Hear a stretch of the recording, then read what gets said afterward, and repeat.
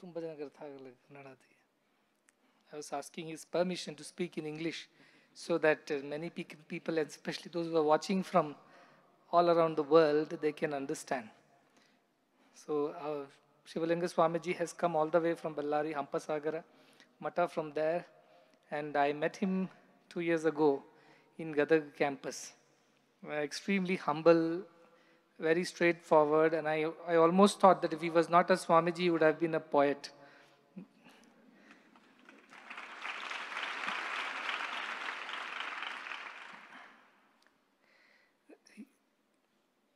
It's very heartening to see how quickly and how clearly he has grasped Swami's mission, which is about transformation of human heart, which is about reviving the culture and traditions of spiritual India, which is about reviving our villages and the beautiful Indian culture that still lives in our villages. And he has understood it so very well and has presented his thoughts in such a poetic and ornamental manner. Very gifted is what I would say for the kind of speech that he has given with such clarity, conviction, and so beautifully spoken. So I think one round of applause from our side for to express our gratitude. For those who do not understand Kannada, I can only sympathize with you.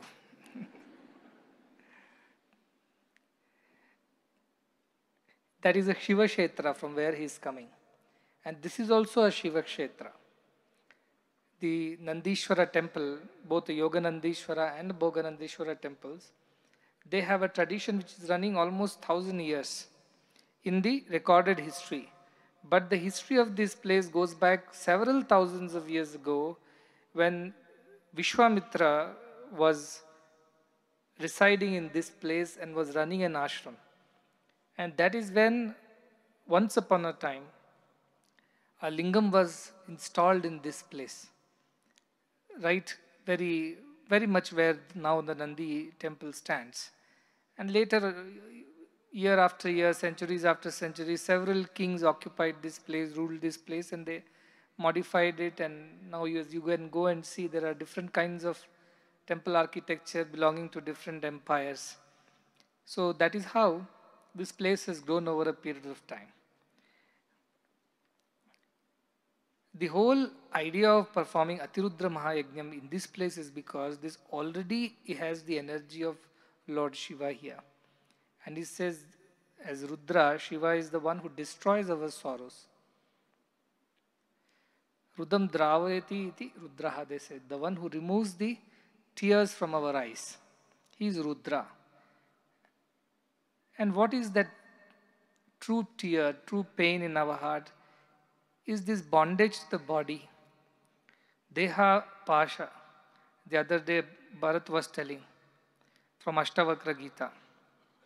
Dehabhimana Pashena Chirabaddosi Putraka. Bodhoham Jnana Khadgena Tannikskritya Sukhi Bhava, he says.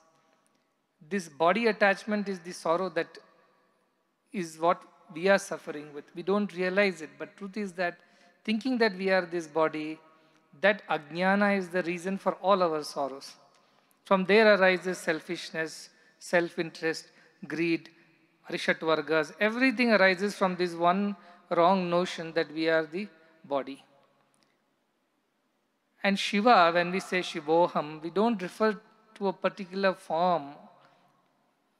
We refer to the principle of Shiva, which is the ultimate principle of divine consciousness.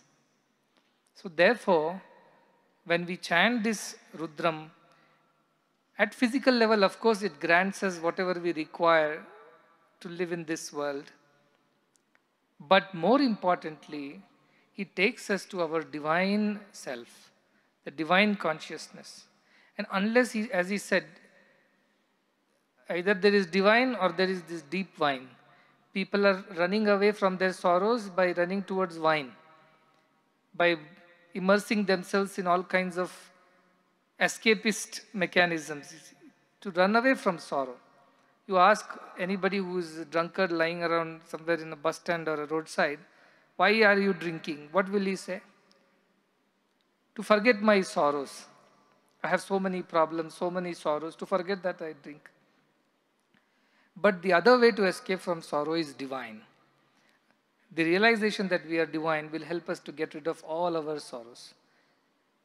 The moment we realize that we are not just this body, we are the consciousness that resides in and out and everywhere, that is the principle of Shiva which we worship.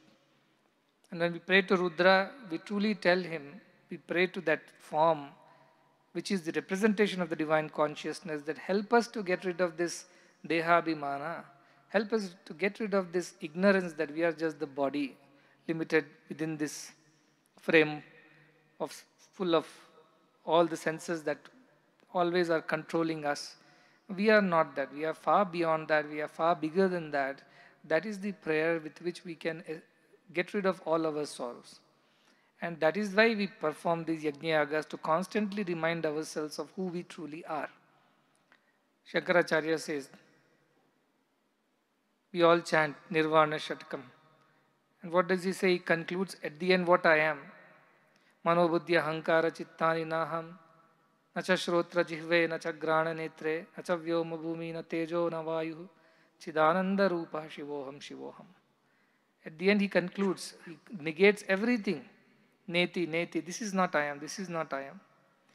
And finally he concludes, what I am is that chidananda rupa shivoham.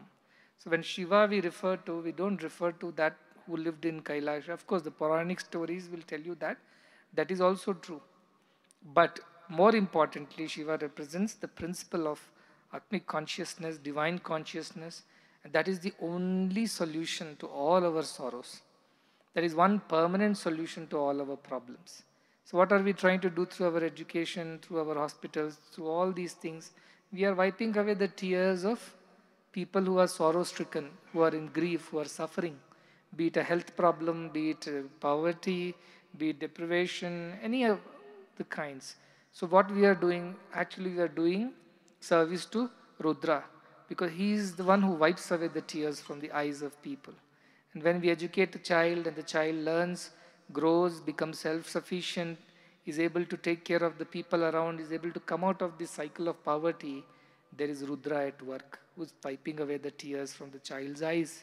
When a child or somebody is sick and suffering, admitted to our hospitals, and our doctors work on curing that person so that he's able-bodied, goes back and is able to live a full life. And I also support others. What are we doing? We are wiping away the tears from the eyes of those people. Rudra is at work again.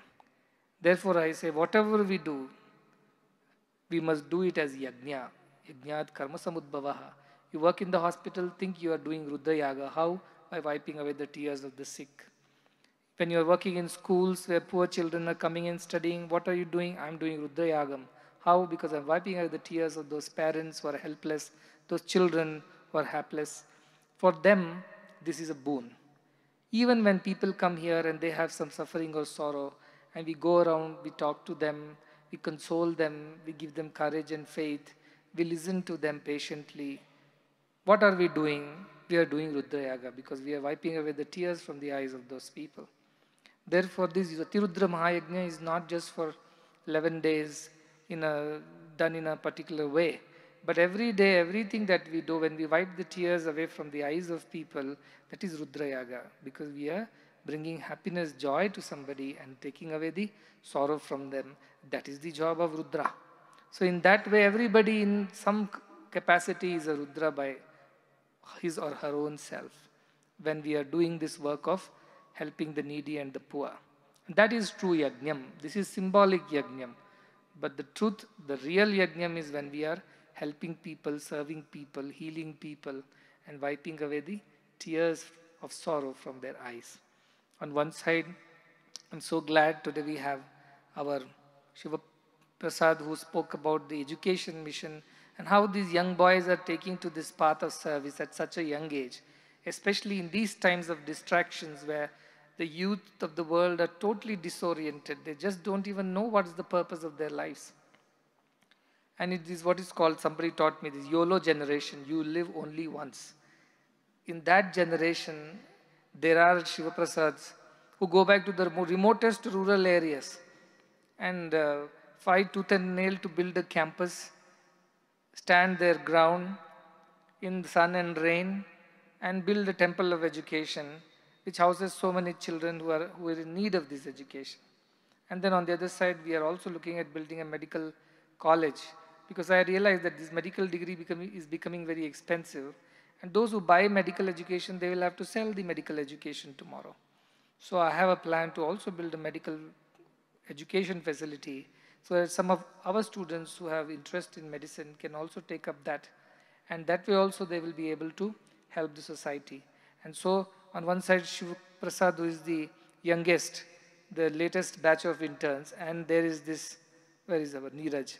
He's the oldest batch of intern, I have to say, who is also joining in future. Truth is that everything I have done for him, I hardly wrote 50% of his paper, yet he passed. Not that he's a bad doctor, don't doubt him. He studied and learnt later. But he was not sure whether he will get to, and he got to the best of the college. He went to UK, now he's working there in Leicester. His wife is there, Shruti, she's also a doctor, she's also working there. I have told them that the moment my college is ready, you can come back from UK here and use all the experience and knowledge that you have gained abroad in all those wonderful institutions to teach our children. And both of them have so very happily agreed that they will come back and serve here. See, these are the kind of people I want for our mission. Swami says a word and they're ready to do. There's no second thoughts. Because this is the best opportunity, the greatest opportunity one can get. Bahuni me vyatitani janmani tavacharjuna. So many births you have spent here. What all you have done in those births. This is one birth where an opportunity has come your way to behave like a Rudra, to behave like divine, to wipe away tears from the eyes of poor, and in the process also realize your true self. The more you do good, the more you become God. That is why the Kurupanya Mahoratram, they do good day in and day out.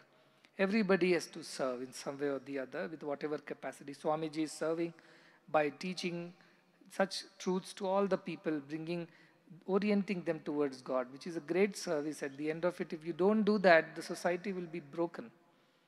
And he is working, and they also serve the poor, they feed the poor, they look after them. So much of service. So many of us have to do this. The problem is so big that one or two people cannot solve it. Many of us, when we join hands and we do even little, we'll be able to solve the problems of the world someday. I'm looking forward to our children, our devotees, our alumni to join hands in this mission and do this Rudrayagam throughout their lives by continuously wiping away the tears from the eyes of the poor, the sick, the sorrowful, the needy. And that will be the true tribute to this wonderful opportunity of being born as a human that has come your way in this birth. We have a small music program here after this, so we will be watching that. And I once again thank Swamiji for coming all the way in these difficult times. Generally, people are not going out much, but he has come, made his time, and come here to bless all the children and everybody over here. We are very, very happy. And ಮತ್ತೆ ಮತ್ತೆ ಬರ್ತಾ ಇರಿ, ಇದು ನಿಮ್ಮ ಮನೆ, ಇದು ಅದು ಮಠ, ಇದು ಮನೆ. ಸೊ ಹಾಗೆ ಬರ್ತಾ ಇರಿ, ನಿಮಗೆ ಯಾವ ನಿಮಂತ್ರಣ ಆಮಂತ್ರಣ ಏನು ಬೇಕಾಗಿಲ್ಲ. This is a house, I am telling. That is your office, this is your house, home. So you keep coming whenever you want. Santosh.